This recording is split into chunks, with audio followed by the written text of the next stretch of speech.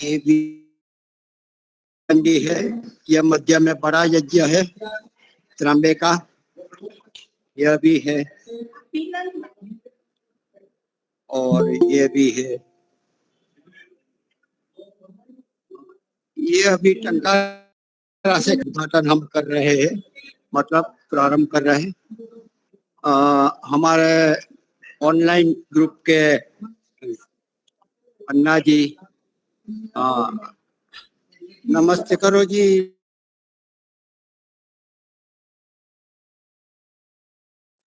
शशांक भी आ गए, हमारे हर्षिंगानी जी अहमदाबाद से आ गए, लखनऊ से भी, बरेली से आए,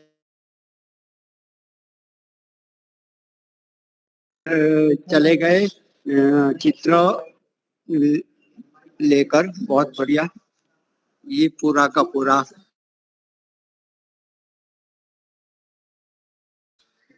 नहीं चाहिए, अच्छे कार्य का क्यों सुशोभन न हो। ठीक है, आप प्रारंभ करेंगे समय अनुसार। मैं अभी अपना काम करता हूँ। धन्यवाद।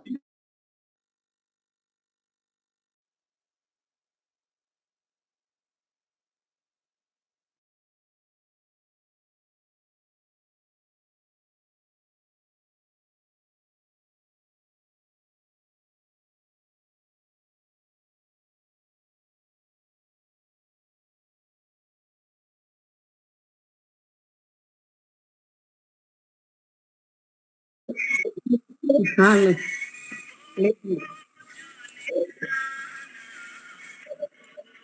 कहीं पर जीत होती है, कहीं पर हार होती है, कहीं पर जीत होती है, कहीं पर हार होती है।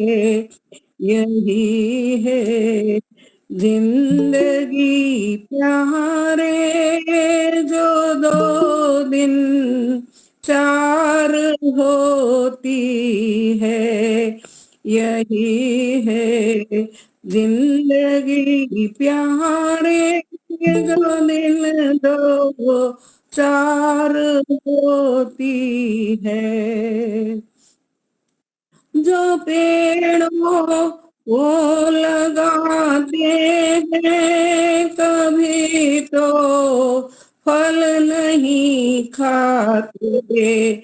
जो पेड़ों को लगाते हैं, कभी तो फल नहीं खाते। यहाँ प्रारब्ध की कोई सीख आखिर कार होती है। कहीं पर जीत होती है, कहीं पर हार होती है। किसी के सामने अब तक न हो मर जी विधाता की, न हो मर जी विधाता की। बड़ी कोशिश करे कोई, मगर बेकार होती है। कहीं पर जीत होती है, कहीं पर हार होती है। ये बचपन सहारा है, जवानी और बुढ़ापे का, जवानी और बुढ़ापे का। अजी ये नींव है, इस पर खड़ी दीवार होती है। कहीं पर जीत होती है, कहीं पर हार होती है। ये जीवन एक नदियां है, तो सुख दुख दो किनारे हैं, तो सुख दुख दो किनारे हैं। ये दोनों साथ रहते हैं, जहाँ जल धार होती है। ये दोनों साथ रहते हैं, जहाँ जल धार होती है। कहीं पर जीत होती है, कहीं पर हार होती है। ये दौलत नाम ही समझो, जो आती और जाती है, जो आती और जाती है। कभी इस पार होती है, कभी उस पार होती है। कहीं पर जीत होती है, कहीं पर हार होती है। पथिक मंजिल पर सब पहुँचे, कोई आगे कोई पीछे, कोई आगे कोई पीछे। हर इंसान की जग में अलग रफ्तार होती है। कहीं पर जीत होती है, कहीं पर हार होती है। यही है जिंदगी प्यारे, जो दिन दो चार होती है। समय देने के लिए धन्यवाद।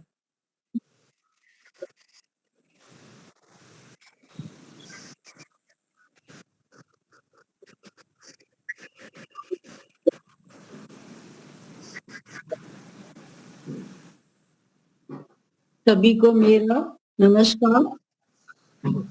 मेरी आवाज सबको आ रही है? आ रही है जी। प्रणाम, जय बोले।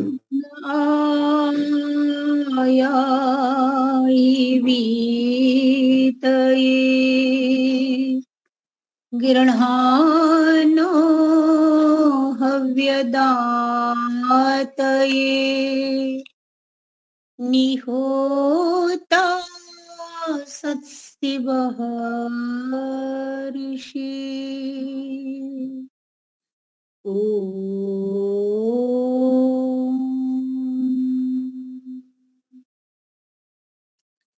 पिछली बार हमने सांख्य दर्शन को पढ़ने का प्रयास किया, चतुर्थ अध्याय, और उसमें जो दृष्टांत दिए गए हैं बहुत ही सरल, सुंदर और समझने में आ जाते हैं सभी को। इसके लिए कि 5 अवयव से प्रमाण जब हम देते हैं साध्य को सिद्ध करने के लिए, तो साध्य में सिद्ध करने के लिए यह भी एक दृष्टांत दिया जाता है, प्रतिज्ञा करते हैं, उसके बाद हम लोग हेतु देते हैं और एक दृष्टांत देते हैं। तो दृष्टांत भी बहुत प्रमाण में हमें काम आता है। तो इन छोटे छोटे दृष्टांतों से सांख्यकार ने हमें विवेक की कैसे प्राप्ति हो, इसके लिए हमने इस अध्याय के 10 सूत्रों को समझने का प्रयास किया था। आगे इसी श्रृंखला को बढ़ाते हुए और 11वें सूत्र से हम और दृष्टांतों से समझने का प्रयास करते हैं कि ऋषि हमें क्या कह रहे हैं। पिछला जो 9वां और 10वां था उसमें बताया था कि रागी लोगों से जो राग व्यक्त रिक्त होते हैं उनसे ज्यादा हमें मेलजोल नहीं करना चाहिए। जो विरक्त होते हैं, एकांकी होते हैं, तो उनसे हमें रहना चाहिए। अगर उन दो में भी हमारे विचार नहीं मिलते हैं तो हमें फिर भी एकांकी, अकेला, आनंद में उस प्रयोजन के लिए, हमारा जो प्रयोजन है उसको सिद्ध करने में हम सफल हो सकते हैं। तो 11वां सूत्र बताया, निराशा सुखी पिंगलावत।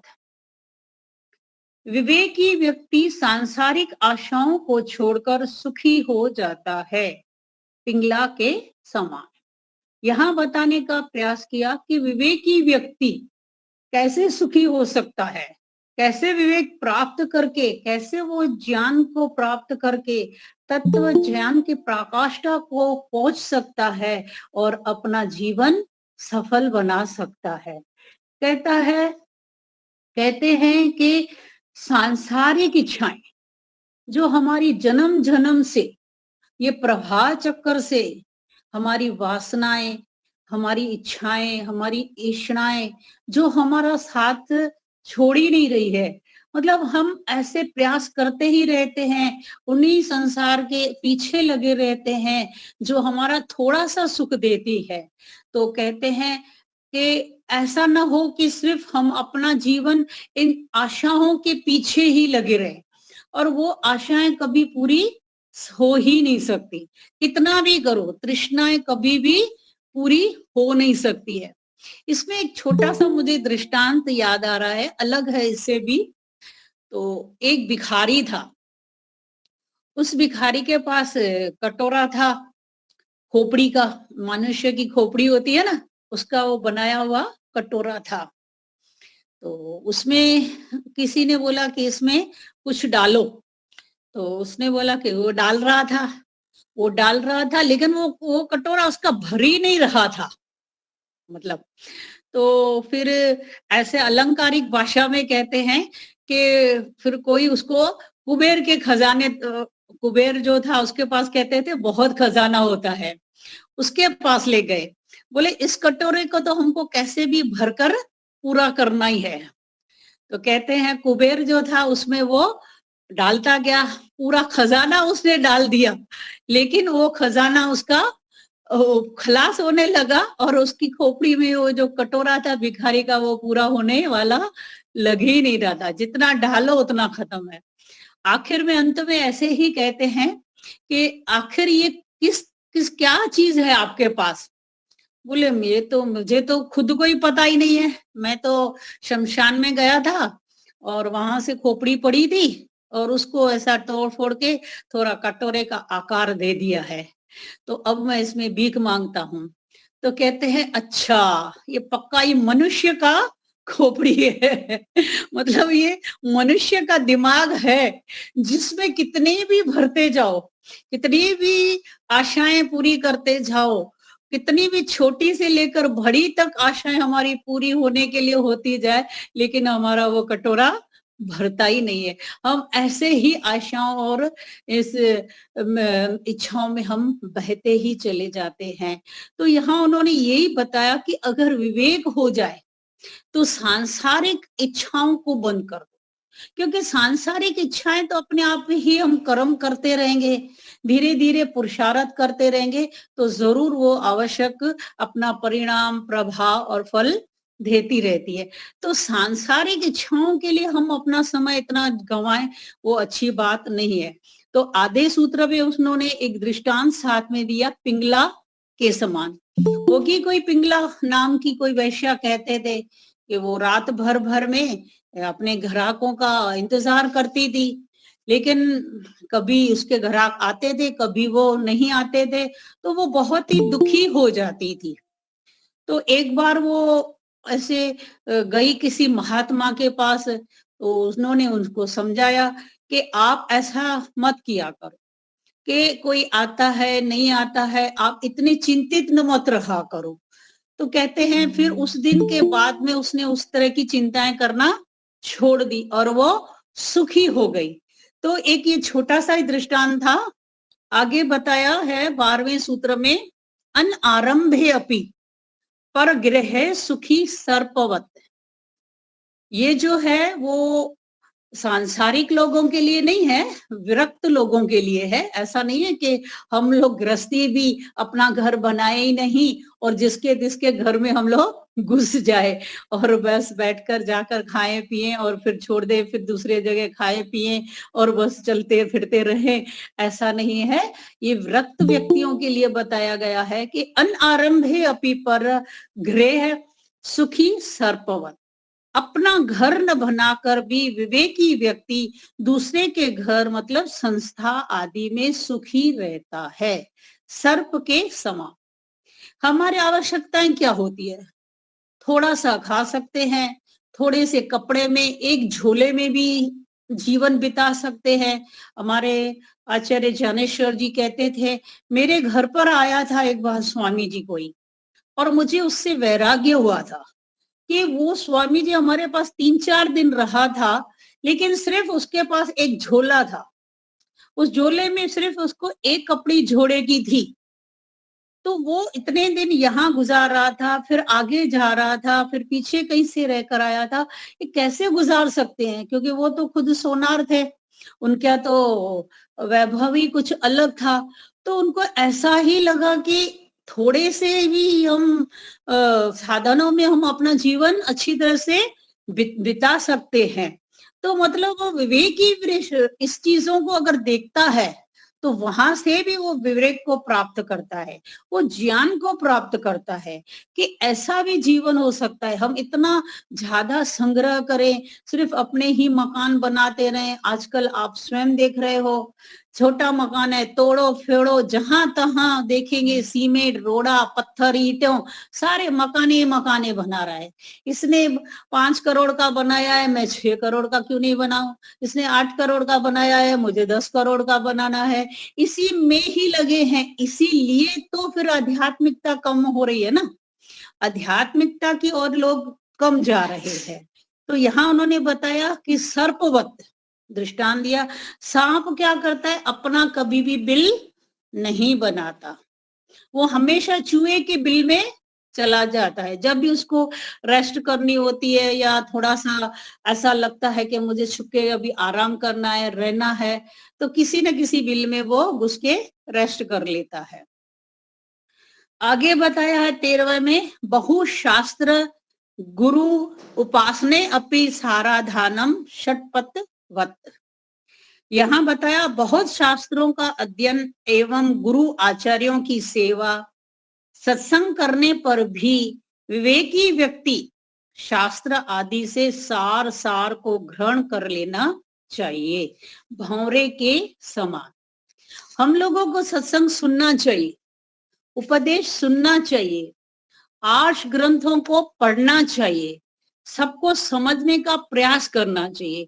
पर जहां पर प्रमाणों की बात हो, सिद्धांतों की बात हो, वहां से हमें सार सार लेकर के जो अच्छी बातें बिल्कुल सृष्टि के अनुकूल है, ईश्वर के अनुकूल है, अपने आत्मा के अनुकूल है और प्रमाणों से सिद्ध हो रही है, युक्तियों से सिद्ध हो रही है, हेतुओं से, 5 अवयवियों से सिद्ध हो रही है, तो अच्छी बातों को धीरे धीरे वो अपनी लेना चाहिए थोड़ी थोड़ी और अपने आप को उस तरह से ढलना चाहिए, आचरण में हमें अपने वो लाना चाहिए। वरना क्या हो जाता है कि हम उलझ जाते हैं इन शब्दों के जालों में। तो जितना ज्यादा सुनेंगे, केवल ज्ञान को इकट्ठा ही करते रहेंगे तो उससे कोई लाभ नहीं है। ज्ञान जितना भी सुना जाए उसमें से थोड़ा भी लेकर के हम अपने जीवन में आचरण कर ले, उसका चिंतन करें, उसका मनन करें, निधिध्यासन निकालें और फिर साक्षात्कार करके अपना व्यवहार उसी तरह से बनाकर बना ले। तो ये बताया कि भंवरा जो होता है वो यही काम करता है, सभी फूलों में से रस लेता है, सभी जगह देखता है, बैठता है, लेकिन जो उसको अच्छा लगता है, जो उसे समझ में आता है, वो थोड़ा थोड़ा वो उसमें से सार लेकर और अपना जीवन बिताता रहता है। आगे बताने का प्रयास किया है, ईशुकारवत अनेक चित्तस्य समाधि हानि। ये भी बहुत सूत्र समझने के लिए है। अपने मन को एक लक्ष्य ईश्वर में स्थिर करने वाले विवेकी व्यक्ति की समाधि हानि नहीं होती, तीर अंदाज तीर चलाने वाले के समान। वो कहते हैं जब भी कोई काम करना हो, जब भी कोई भी हमें अपना प्रयोजन सिद्ध करना है, टारगेट है हमारा, तो बिल्कुल उसी तरह से ही, उसी एंगल में, उसी तरह से हमें अपने मन को स्थिर बना देना है। जैसे एक और भी दृष्टांत इसके लिए आता है कि जब भी अर्जुन और युधिष्ठिर और सब बैठे थे, तो उनके गुरु ने जब उनको बोला था कि ये मछली जो है घूम रही है और इसका प्रतिबिंब जो है वो पानी में आ रहा है, अब इसमें पानी में देखकर आपको उसकी आंख को बींदना है। तो वो मछली गोल गोल घूम रही थी और सब उसको देख रहे थे। युधिष्ठिर से पूछा, तो आपको यहाँ पर क्या दिख रहा है?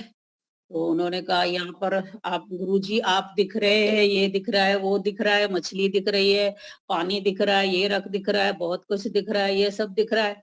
भीम से पूछा, ऐसे तरह सभी से पूछा, लेकिन जब अर्जुन से पूछा गया कि हे अर्जुन आपको क्या दिख रहा है, तब अर्जुन ने बोला कि मुझे सिर्फ वो मछली की आंख दिख रही है, वो मछली की आंख दिख रही है जिससे मुझे बींदना है, बस गुरुजी मुझे और कोई दिखाई नहीं दे रहा है।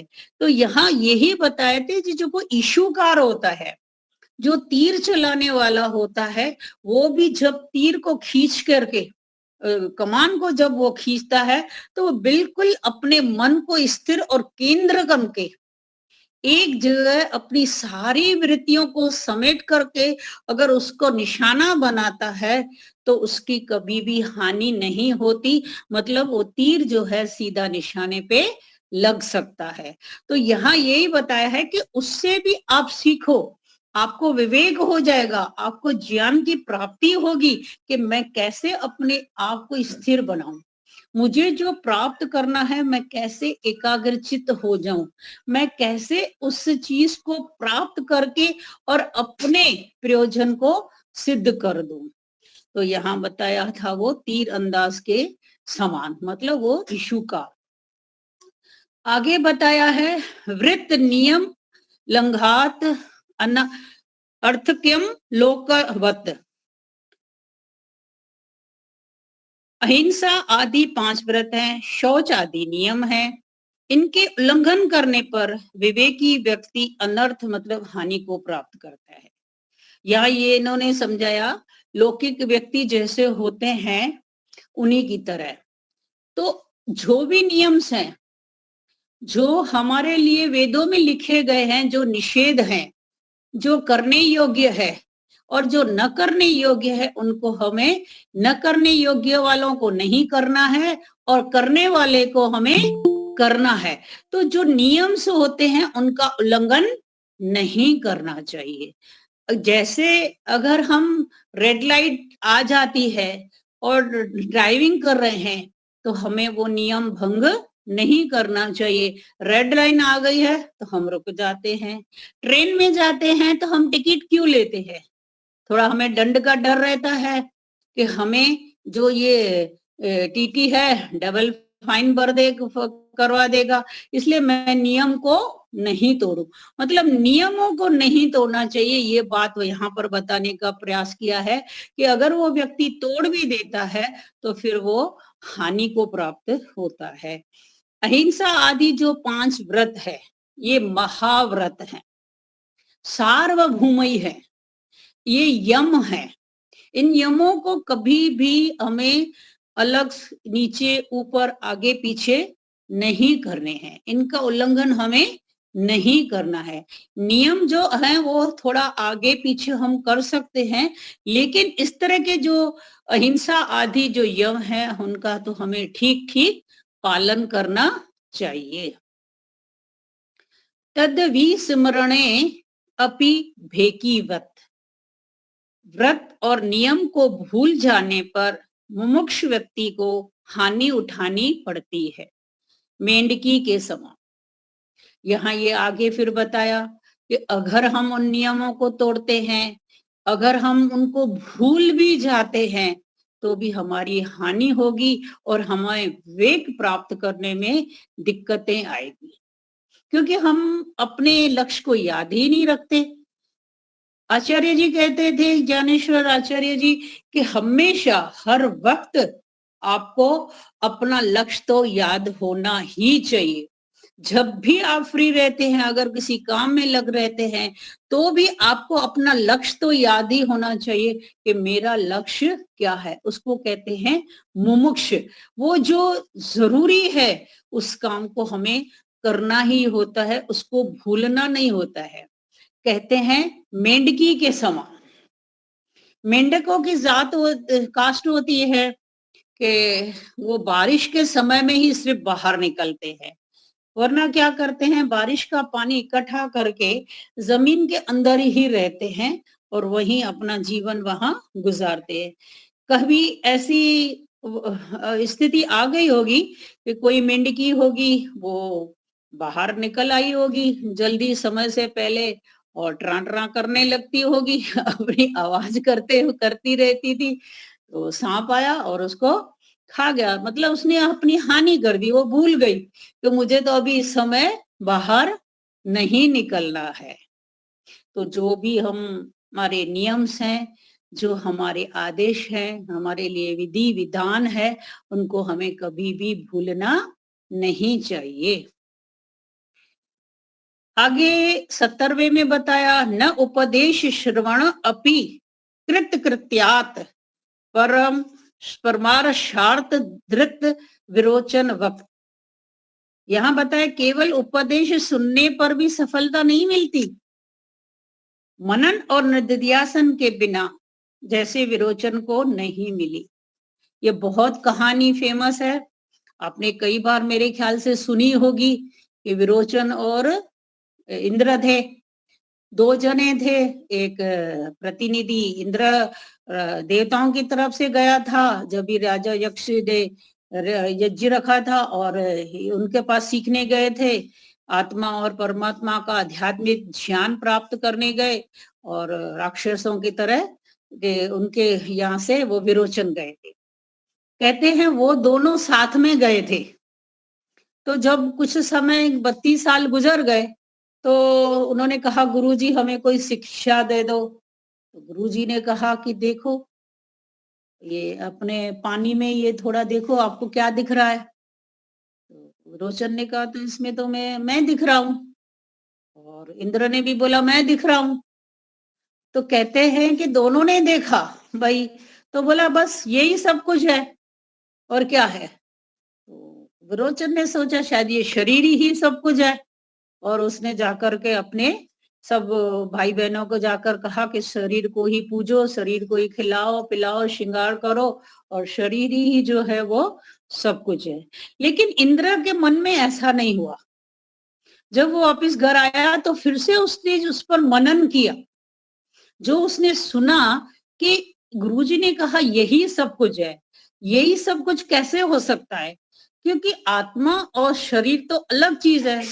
तो कहते हैं फिर से उन्होंने गुरु जी के पास गए, फिर वहां जाके उसको 32 साल और रहना पड़े, फिर 32 साल और रहना पड़ा, तब जाके ये आध्यात्मिक विद्या उसको ध्यान में आई।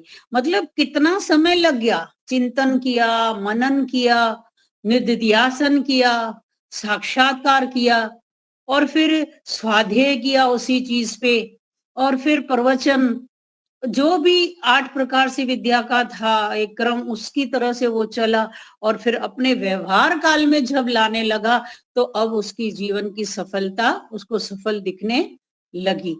तो मतलब ये कहानियां हमें एक विवेक की ओर ले जाती है कि यही नहीं है कि बस एक बार सुन लिया, उन्होंने बोल लिया, इसके इस यहाँ ऐसा लिखा हुआ है, वहां वैसा लिखा हुआ है, इसको ऐसा समझना चाहिए, बस यही सब कुछ दुनिया है और कुछ नहीं है। जैसे आजकल के धर्म के ठेकेदार कहते रहते हैं खाओ पियो और मौज करो, वो अगला जन्म किसने देखा है।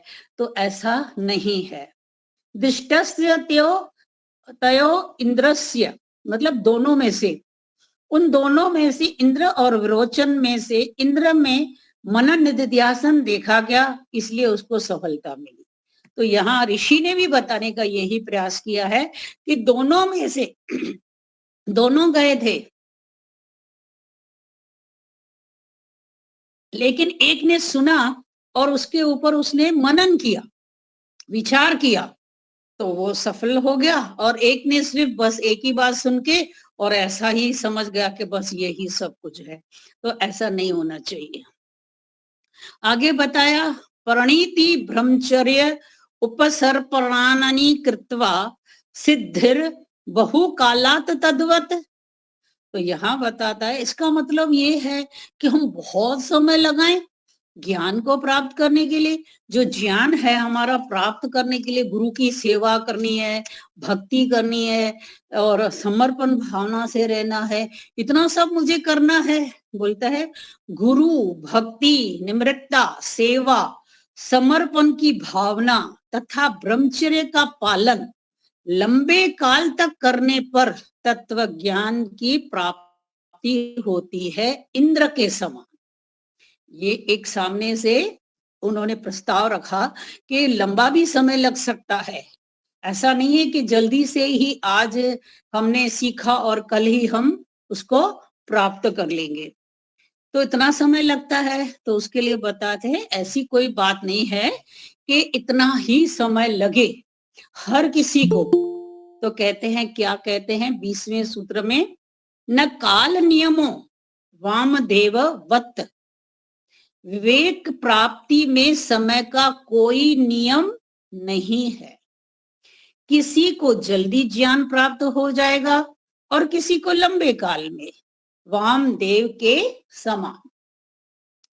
तो यहाँ अपना अपना पुरुषार्थ कैसे होता है, हम अपने पुरुषार्थ से कितना आगे बढ़ रहे हैं, कितनी परसेंटेज हम उसको लगा रहे हैं, कितना हम लोग उसको समय दे रहे हैं उस चीज को, उससे पता चलता है कि धीरे धीरे होगा या तो जल्दी होगा। वामदेव को हुआ, अगले जन्मों में कुछ करा होगा और समाधि के विषय में, तभी तो वो 5 साल में ही अपने आप को समाधि लगा सका था।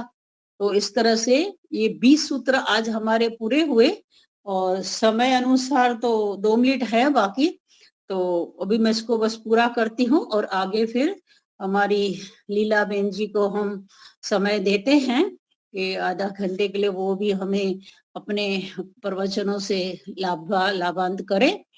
तो बस यही है कि हम अपने अष्टांग योग को न भूलें। अष्टांग योग को करते हुए जो यम है, जो नियम है, आसन है, यम और नियमों को हम व्यवहार में करते रहें। आसन की सिद्धि करके जब प्राणायाम करते हैं तो हमारा मन जो है वो शुद्ध होता है, और धीरे धीरे हमारा जो मन है वो उपद्रव उनसे दूर रहता है, उसमें चंचलता नहीं रहती, वो एकाग्र होने लगता है। और फिर वहां पर धारणा बना के उस परम पिता परमात्मा को, जो हमारी अंतर आत्मा में बैठा हुआ है, जो ज्ञानवान है, जो आनंद स्वरूप है, उसी के साथ में बैठना है, प्रत्याहार करना है। धारणा बनाकर ध्यान जब हम लगाते हैं तो बिल्कुल जो धारणा हमने बनाई है, जैसा हमने इस परमपिता परमात्मा के गुण और कर्मों को समझने का प्रयास किया है, ऐसे ही अपने आप को बनाते चले जाएंगे। तो धीरे धीरे समाधि भी एक साधन है, उस साधन के माध्यम से हम अपने लक्ष्य, हम अपने प्रयोजन की ओर बढ़ सकेंगे। एक ने किया है तो दूसरा भी कर सकता है, असंभव नहीं है। ऐसी ही आशा रखकर मैं अपने वाणी को विराम देती हूँ। ओम शांति। बहुत ही सुंदर, बहुत ही ज्ञानवर्धक था माता जी, बहन आपका। बहुत हाँ अच्छा लगा, ज्ञान का वर्धन हुआ। हाँ, दर्शनों का ज्ञान मिलता है तो अच्छा लगता है। हाँ जी। आवृत्ति कर रहे हैं, आवृत्ति करना। उस दिन भी स्वामी विवेकानंद जी आए थे तो उनसे बात हुई थी। तो मैंने प्रश्न ऐसे ही किया। मैं बोली स्वामी जी अब इतना पढ़ तो लेते हैं, इतना ये भी कर लेते हैं या इतना जो भी है समझ में भी आता है ईश्वर जी और प्रकृति जितना अक्ल है, जितनी हमार अब मोक्ष के लिए आखिर करना क्या है? तो उन्होंने बोला बस इसी आवृत्ति को आगे लेते रहो। आवृत्ति करते रहो, हम भी करते रहते हैं, आप भी करते रहो, ज़रूर अपने लक्ष्य को प्राप्त करेंगे। ज़रूर। और बहुत बढ़िया, आप बहुत ही प्रभु सुंदर। गायत्री मंत्र से ईश्वर की स्तुति प्रार्थना उपासना करेंगे। ओम प्रभु तत्सवितुर्वरेण्यं भर्गो देवस्य धीमहि धियो यो नः प्रचोदयात्।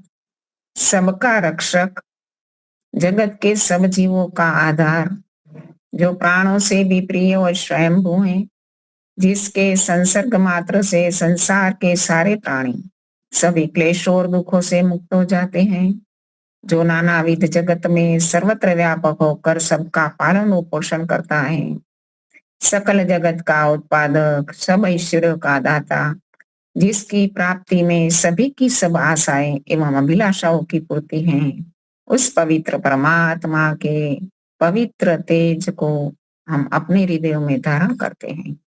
वो परमात्मा हमारी बुद्धियों को निकृष्ट मार्ग से निवृत्त करके उत्कृष्ट मार्ग की ओर प्रेरित करे। आदरणीय ज्योति जी, समादरणीय संचालिका दीपालिका जी, धर्म प्रेमी सज्जनों, वंदनीय माताओं, सबको सादर नमस्ते।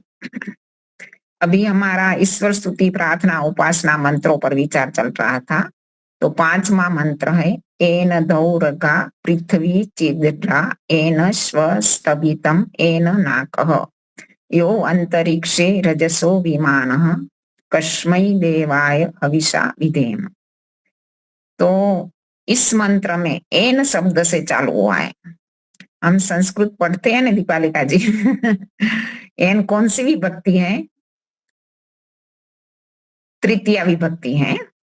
यह शब्द की तृतीया विभक्ति यौ होता है ना, यम यौ एन आभ्याम ए भी। तो एन यानी यह शब्द ईश्वर के लिए प्रयुक्त हुआ है और ईश्वर के द्वारा एन, हाँ ईश्वर के द्वारा जो जिसके द्वारा कार्य होता है ना, वो तृतीय विभक्ति में आता है। तो एन ईश्वर के द्वारा धौ रुग्रा, धौ यानी 2 लोक, 3 प्रकार के लोक बताए हैं। सबसे ऊपर ध्रुवलोक है, बीच में अंतरिक्ष है और नीचे हम जिसमें रहते हैं वो पृथ्वी लोक है। तो ध्रुवलोक में उग्र, सबसे उग्र तेजस्वी क्या है? सूर्य है। तो इस सूर्य बहुत ही उग्र है। उसका तापमान बताया जाता है अराउंड 1000 फ़ारेनहाइट या तो 3200 सेंटीग्रेड। तो इतना उग्र तेजस्वी है और इतना प्रकाश है कि सारे पृथ्वी लोक में, अंतरिक्ष में उसके प्रकाश से, उसके आकर्षण से सारे लोक लोकांतरों में उसका प्रकाश फैला हुआ है। तो ये धूलोक में सूर्य है, वो इतना दूरी पर रखा है पृथ्वी से ईश्वर ने कि पृथ्वी पर अनुकूलीय वातावरण हमारे जीवन के लिए बना रहता है और हम आराम से जी सकते हैं। तो सूर्य का प्रकाश कितना दूरी पर है? तो वो तो लोग आजकल वैज्ञानिक लोग बताते हैं कि सूर्य का प्रकाश पृथ्वी पर पहुंचने में लगभग 7-8 मिनट लगती है और उसके प्रकाश की गति है 1,86,000 माइल प्रति सेकंड। तो इतनी गति होने पर भी 7-8 मिनट लगती है। विचार करो कितना दूरी पर। तो इन सारी चीजों को परमात्मा ने किस प्रकार से, किस बुद्धिमत्ता से, किस कुशलता से, किस विलक्षणता से रखी है कि हम पृथ्वी लोक पर मनुष्य लोग जीवन आराम से जी सकते हैं। वनस्पति जगत, प्राणी जगत सब अच्छी तरह रहता है। तो परमपिता परमात्मा ने धूलोक में सूर्य का निर्माण किया है और ऐसे भी सूर्य का सबसे प्रथम निर्माण हुआ, ऐसा हमारा जो मंत्र आते हैं ना संध्या में, ऋतम च सत्यम च अभिधात तपसो धजायत ततो रात्र जायत ततः समुद्रो अर्णवः। यहाँ बताया गया सृष्टि उत्पत्ति के बारे में। वेद में सृष्टि उत्पत्ति के अनेक मंत्र हैं। सृष्टि उत्पत्ति की विद्या जो भी है ना, वेदों के द्वारा ही हमें प्राप्त होगी, क्योंकि दूसरे जो भी मतांतरों के जो ग्रंथ है ना, उसमें शास्त्रों में वो विद्या नहीं है। ना तो मोक्ष की विद्या है, ना सृष्टि उत्पत्ति की विद्या है, क्योंकि वो तो सारी विद्या ईश्वर से ही हमें प्राप्त हुई है और वेदों में ही है। तो वेद के इस मंत्र में जो संध्या में महर्षि दयानंद ने रखा है अगमर्षण मंत्र करके, रीतम च सत्यम च अभिधात, रीत और सत्य ज्ञान से ईश्वर ने अपने तप से, और तप और ज्ञान ईश्वर के पास था, शक्ति और बल, ज्ञान भी होगा, क्योंकि कोई भी वस्तु बनानी है तो ज्ञान तो जरूरी है, और उस इतनी शक्ति भी चाहिए, इतनी विद्या भी चाहिए, वो सब ईश्वर के पास था कि इतना बड़ा ब्रह्मांड, इतनी बड़ी सृष्टि वो कुशलता पूर्वक बनाई है और आज चला भी रहा। तो ततो रात्र जायत यानी प्रलय रूपी रात्रि, यहाँ रात्रि का अर्थ है प्रलय रूपी रात्रि, उत्पन्न की, अजायत माने उत्पन्न की, ततः समुद्रो अर्णव, उसी ईश्वर ने, ततः मानी उसी ईश्वर ने, समुद्र जो है समुद्र पृथ्वी पर है वो वाला समुद्र नहीं, लेकिन यहाँ जो सबसे पहला उत्पन्न हुआ वो क्या है, समुद्रो अर्णव, जो परमाणु सत्व रज तम से सारी सृष्टि उत्पन्न हुई।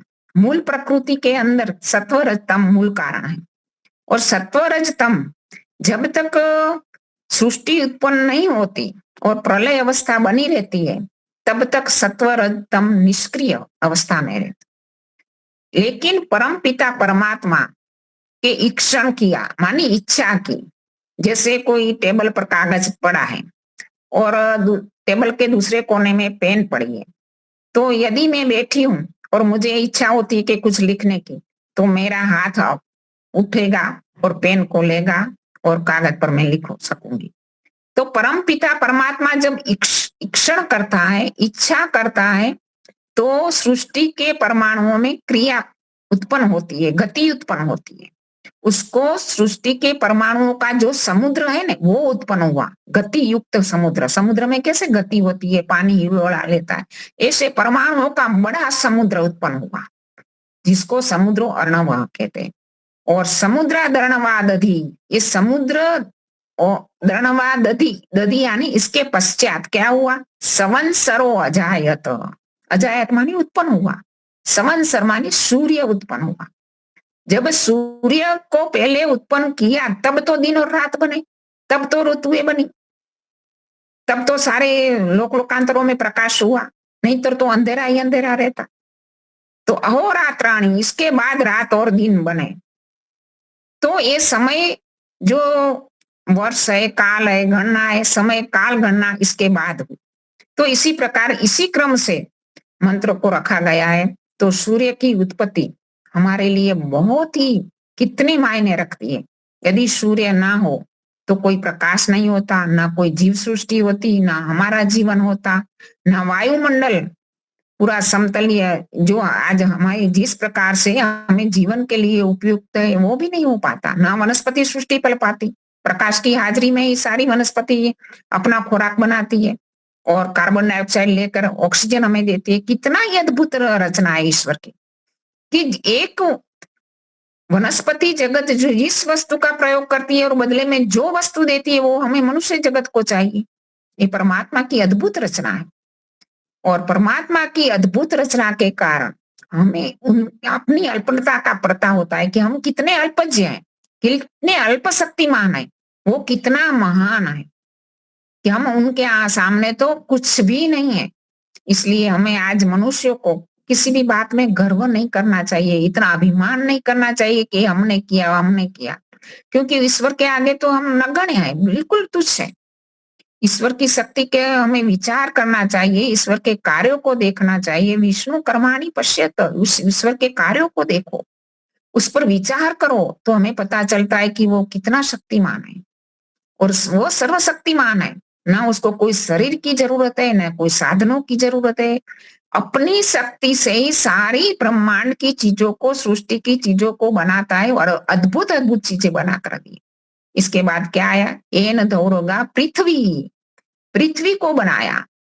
पृथ्वी, यहाँ पृथ्वी शब्द नहीं लिया है, दूसरे लोकांतर बहुत है, लेकिन यहाँ मंत्र में पृथ्वी शब्द को लिया गया। आगे भी धामो तेमा पृथ्वी जो आता है ना, हिरण्य गर्भ वाले मंत्र में भी आता है कि ईश्वर ने दूसरे जो लोकांतर है, जो सदाधार पृथ्वी धामो तेमा, पृथ्वी का उल्लेख किया है विशेष। धामो तेमा यानी दूसरे सारे लोकांतर आ गए, यहाँ भी पृथ्वी का ही उल्लेख है, क्योंकि पृथ्वी विशेष है, उस पर जीव सृष्टि है। दूसरे लोकांतर पृथ्वी पर अनुकूलीय वातावरण बनाने के लिए सहयोगी है, इसलिए वो वसु है, वसाने वाले हैं, वसाने में सहयोग देने वाले हैं, लेकिन वहां जीव सृष्टि नहीं है। आज वैज्ञानिक खगोल शास्त्री ढूंढ रहे हैं कि कोई दूसरे ग्रह में सृष्टि में जीव सृष्टि है या नहीं, लेकिन मंत्र ही बता रहा है कि पृथ्वी विशेष है, ये पृथ्वी पर जीव सृष्टि है। महर्षि दयानंद को प्रश्न पूछा गया कि दूसरे कोई लोकों में मनुष्य जैसी सृष्टि होगी? महर्षि दयानंद ने उत्तर दिया, हाँ जरूर होगी। जो पृथ्वी, जो हमारा जो सूर्यमंडल में जैसी पृथ्वी है, ऐसे दूसरे सूर्यमंडल में भी जैसे पृथ्वी जैसा ग्रह होगा, जहाँ अनुकूलीय वातावरण होगा, वहां अवश्य जीव सृष्टि होगी। तो इसी प्रकार बताया गया मंत्र में, एन दौरगा पृथ्वी च दढ़ा, पृथ्वी कितनी हमारे लिए जरूरी है। मंत्र में भी आगे बताते हैं, माता भूमि पुत्रो हम पृथ्व्याम, भूमि हमारी माता है।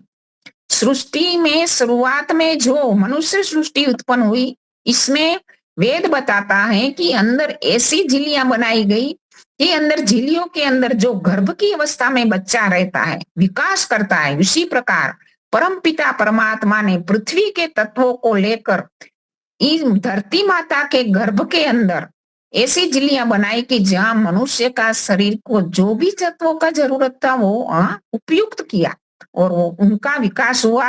और जब बच्चा तो बहुत छोटी अवस्था में उत्पन्न होता है, लेकिन आदि सृष्टि में मनुष्य सृष्टि जब उत्पन्न हुई, तब जो मनुष्य उत्पन्न हुए वो युवा अवस्था में उत्पन्न हुए। यदि बच्चे के रूप में पैदा होते तो उनको पालता कौन? यदि बूढ़े वृद्धावस्था वाले होते तो आगे की सृष्टि नहीं चलती। तो परमपिता परमात्मा ने सृष्टि की शुरुआत में इस प्रकार से मनुष्य की उत्पत्ति हुई। ऐसे वृक्ष वनस्पतियां भी, लोग प्रश्न करते हैं कि पहले बीज आया वृक्ष आया, क्योंकि बीज ही पहले होता है ना, वो बीज का निर्माण ईश्वर धरती में करता है। सृष्टि की शुरुआत में कोई बाहर से बीज डाला नहीं गया, लेकिन ईश्वर ने ही धरती में, क्योंकि ईश्वर तो सर्वशक्तिमान है, और जो भी चीजें जरूरी होती है वो उनको ज्ञान भी है। इन ज्ञान के द्वारा, अपनी शक्ति के द्वारा, अपने सामर्थ्य के द्वारा, अपने रीत और सत्य नियमों के द्वारा सृष्टि की उत्पत्ति का क्रम उसने बनाया। और सारी सृष्टि, पृथ्वी के बारे में बताया गया है सृष्टि विज्ञान के अंदर कि पहले पृथ्वी हमारी जलमयी थी, दलदलीय थी, बहुत सॉफ्ट थी। आज जैसी हम पृथ्वी ऐसे सख्त लगती है ना, ऐसी नहीं थी। शुरुआत की अवस्था में वो दलदलीय थी, जलीय थी। और जो भी शुरुआत में कहते हैं ना कि सत्वरजतम के कितने परमाणु के 60 परमाणुओं को लेकर एक अणु बनता है, ऐसे द्वि अणु, ऐसे सत्वरजतम के परमाणुओं को किस अनुपात में लेना है वो ज्ञान भी ईश्वर के पास था। और इस ज्ञान के द्वारा इन तत्वों को लेकर जो पृथ्वी के मूल तत्व है, प्रकृति के मूल तत्व सत्वरजतम, वो ईश्वर ने नहीं बनाए, वो ईश्वर के गर्भ के अंदर थे, हिरण्य गर्भ। वो ही बता रहा है कि ईश्वर के अंदर वो प्रकृति का मूल विद्यमान था।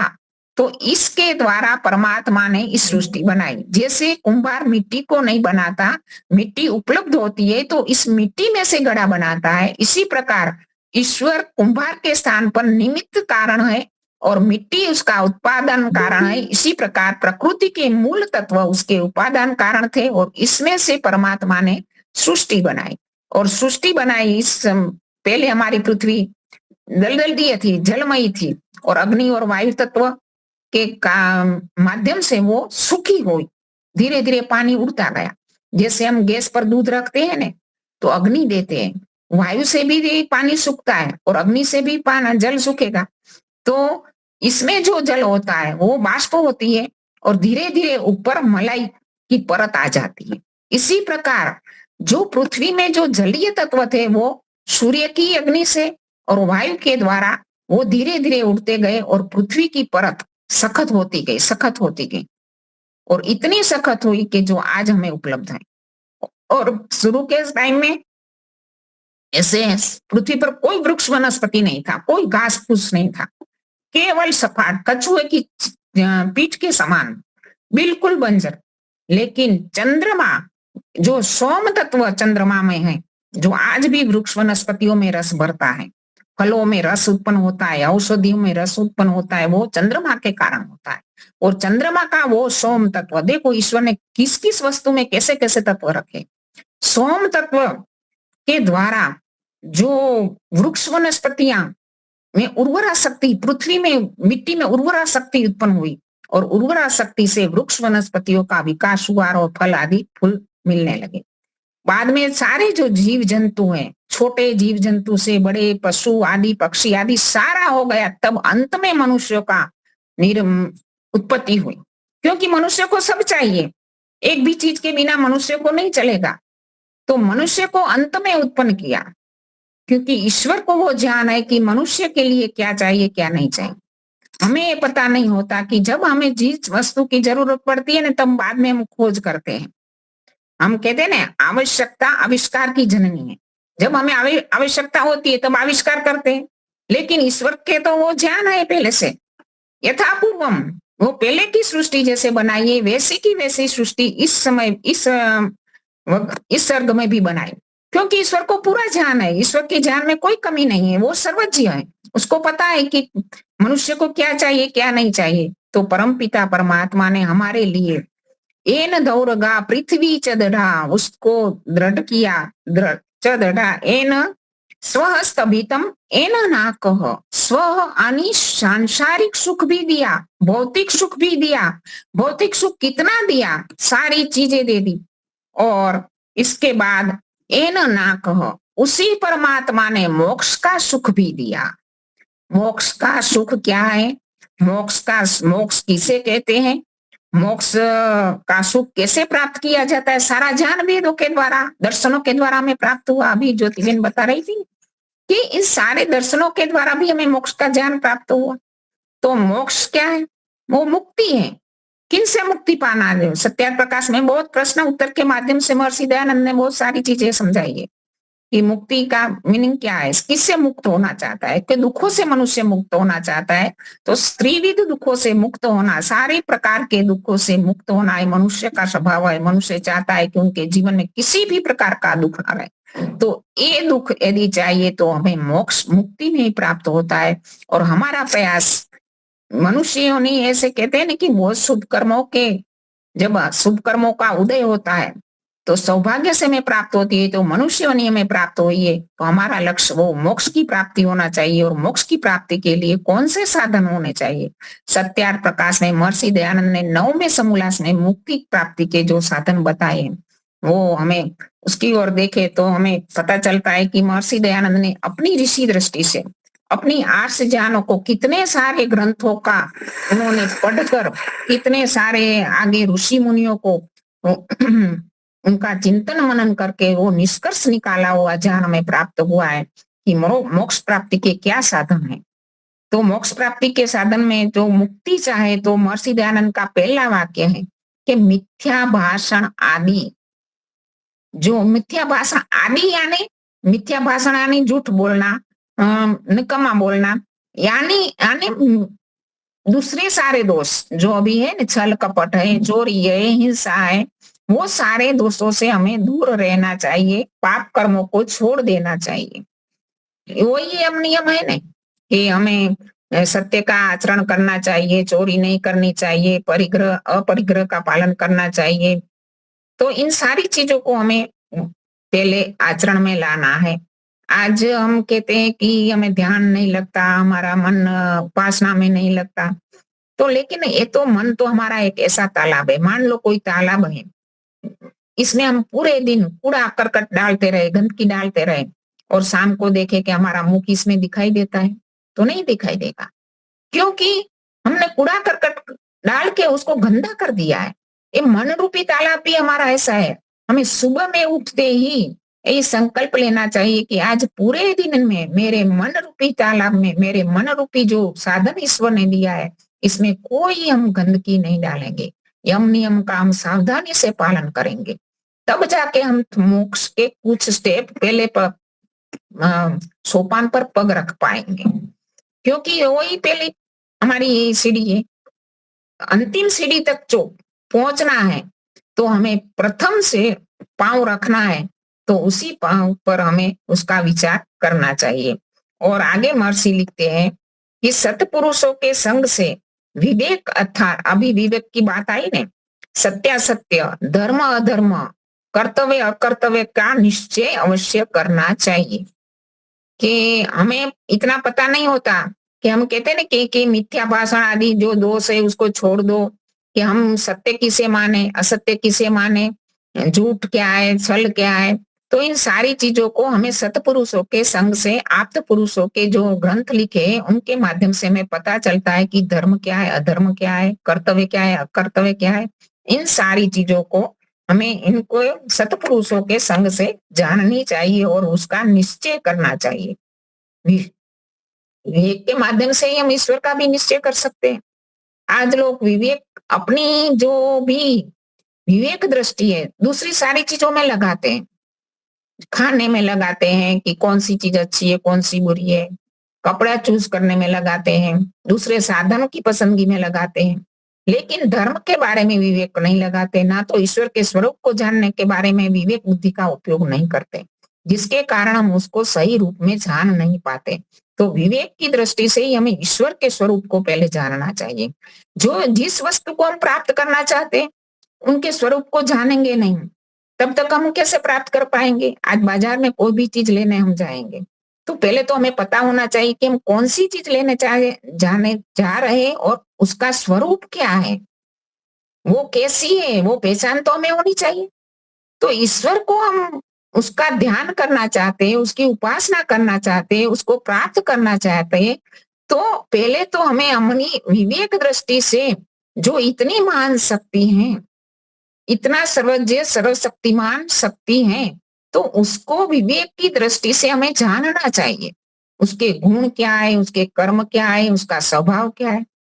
तो हम तो इतने असमर्थ है, लेकिन हमारे आप्त पुरुष हैं जो अच्छे विद्वान हैं, ऐसे हमारे ऋषि मुनियों ने कितनी कृपा है हमारे पास, उनके ग्रंथों से हम जान सकते हैं कि ईश्वर कैसा है, क्या है। तो ईश्वर को जाने और उसकी उपासना में महर्षि दयानंद ने बताया कि दोनों प्रकार से हम उपासना कर सकते हैं। ऐसे तो सगुण उपासना भी कर सकते हैं, निर्गुण उपासना भी कर सकते हैं। सगुण यानी जो गुण ईश्वर के अंदर है उसी गुणों के माध्यम से हम उपासना करें कि ईश्वर तू दयालु है, हे ईश्वर तू न्यायकारी है, हे ईश्वर तू आनंद स्वरूप है, हे ईश्वर तू धर्म अर्थ मोक्ष काम को देने वाला है, हे ईश्वर। हमारे सतपति जी कहते थे ना, हे ईश्वर के साथ के संबंधों को याद करे, ईश्वर तू हमारी माता है, तू हमारे पिता है, हमारे बंधु है, हमारे सखा है, हमारा सर्वस्व है। जो भी ईश्वर के गुण है इसके माध्यम से भी उपासना करे। जो ईश्वर में नहीं है वो निर्गुण उपासना है। ईश्वर निराकार है, उसमें कोई आकार नहीं है, उसका कोई स्वरूप नहीं है, वो निराकार है। यदि हम निराकार को छोड़कर साकार की उपासना करें, आज लोग कहते हैं कि साकार की भी कर सकते हो, निराकार की भी कर सकते, वो कैसे हो सकता है? एक ही वस्तु के दो स्वरूप हो ही नहीं सकते। जो जैसा है वैसा ही मानो। महर्षि दयानंद ने कहा कि श्रद्धा करो, अवश्य तुम्हारी भावना का वहां जिक्र किया गया है कि भावना होनी चाहिए, श्रद्धा होनी चाहिए, पर जैसे में वैसी श्रद्धा करो। जैसे पानी है तो पानी में पानी की श्रद्धा करेंगे, पानी में दूध की श्रद्धा करेंगे तो क्या पानी दूध का लाभ देगा? नहीं देगा। मिट्टी में हम शक्कर की श्रद्धा करेंगे तो क्या मिट्टी शक्कर का लाभ देगी? नहीं देगी। तो हमें जो वस्तु जैसी ईश्वर जैसा है उसी स्वरूप में ही हम उसकी श्रद्धा करें तो ही हमारी उपासना सफल होगी, तो ही हमारी भक्ति सार्थक बनेगी। तो दूसरा निर्गुण उपासना वो निराकार है, निर्विकार है।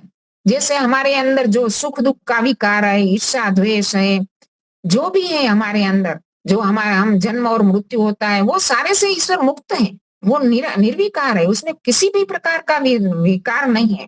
जैसे हमारा बचपन में शरीर कैसा था, युवानी में कैसा है, वृद्धावस्था में कैसा होगा, जरा अवस्था आएगी, तो इसमें इस प्रकार का कोई विकार नहीं है ईश्वर में।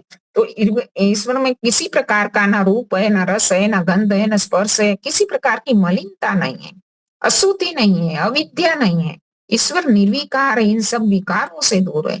तो ईश्वर अजन्मा है, अनंत है। इसी प्रकार हम ईश्वर की उपासना दोनों गुणों से कर सकते हैं। तो विवेक की दृष्टि से हम ईश्वर को जाने और उसकी उपासना करें। आगे बताया गया, जो अभी महर्षि दयानंद ने विवेक के बारे में इतना लिखकर बताया कि अपने शरीर का भी विवेक की दृष्टि से देखो। अपना शरीर कैसा है, हमारा मनुष्य का शरीर जैसा हमें दिखाई देता है ना, ये बाहर वाला शरीर, वो इतना ही शरीर नहीं है। शरीर का उन्होंने कहा कि पहले उनके कोषों का विवेचन किया कि 5 कोषों से बना है। पहला है अन्नमय कोष। अन्नमय कोष यानी त्वचा से लेकर अस्थि पर्यंत जो भी अंदर रस, रक्त, मज्जा आदि सब कुछ है, जो स्थूल रूप में है थोड़ा, तो वो अन्नमय कोष है। तो अन्नमय कोष है पहला। बाद में दूसरा कोष है प्राणमय कोष, जो हमारे प्राण चलता है, हम श्वास लेते हैं, बाहर निकालते हैं। दूसरे भी प्राणों के बहुत विभाग है, प्राण, अपान, व्यान, उदान, समान, 5 प्रकार के प्राण बताए, 5 प्रकार के प्राणों के काम बताए गए हैं। तो इस प्राणमय कोष, एक कोष का नाम है पहला अन्नमय कोष, दूसरा प्राणमय कोष और तीसरा है मनोमय कोष, जिसके मन के साथ अहंकार, जैसे अहंकार के माध्यम से हम जान सकते हैं ना, शुरुआत में परम पिता परमात्मा ने महत्व यानी विवेक बुद्धि दी, बाद में अहंकार बनाया। अहंकार के द्वारा हम जान सकते हैं कि मैं एक चेतनात्मा हूं। तो मन के साथ अहंकार और वाक, प्राण आदि जो हमारी 5 कर्मेंद्रियां हैं, जैसे जीवा है, हमारा हाथ है, हमारा पांव है, वायु और उपस्थ इंद्रियां हैं, मलमूत्र त्यागने की इंद्रियां हैं, इन सारी कर्मेंद्रियां हैं। इन कर्मेंद्रियां और मन और अहंकार मिलके क्या बनता है, मनोमय कोष बनता है। और चौथा है विज्ञानमय कोष। ये थोड़ा अटपटा थोड़ा लगता होगा आपको, लेकिन वो ज्ञान है एक प्रकार का, अपने शरीर के बारे में जो शास्त्र में ज्ञान बताया गया है। तो विज्ञानमय कोष में क्या है, बुद्धि है, चित्त है और ज्ञानेन्द्रियां है, जो आंख है, नाक है, ऐसे नेत्रेंद्रिया, नासिका, जीवा, श्रोतेंद्रिया, इन 5 जो इंद्रियां होती है ना, वो 5 इंद्रियां विज्ञानमय कोष में है। और 5वां है आनंदमय कोष, जिसमें आनंद होता है, कभी अधिक कभी न्यून, प्रीति, प्रसन्नता, और इसका कारण, मूल कारण प्रकृति। इन आनंदमय कोष और जीव सर्व प्रकार के व्यवहार करता है। इन सारे कोषों से ही जीव सर्व प्रकार का व्यवहार करता है। और दूसरा बताया गया कि 3 प्रकार की अवस्थाएं होती है।